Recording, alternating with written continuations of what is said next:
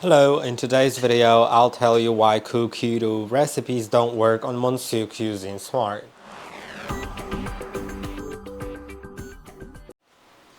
That is because your Monsieur Cuisine Smart is not a Thermomix. A Thermomix is manufactured by Fagor and it's a different device. Similar type of device but different manufacturer, so it won't synchronize with the same app.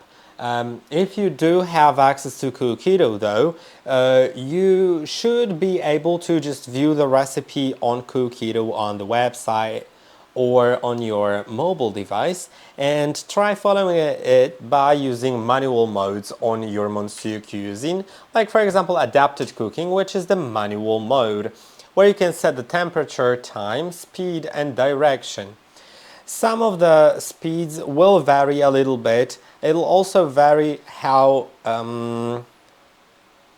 it'll do things. So you may need to adjust a few things to your device, shorten the speeds, extend the, lower the speeds, or make the speed a bit higher, shorten or elongate the time, or change the temperature. And yeah, I hope that this video was helpful. Don't forget to like and subscribe, and I'll see you in the next one.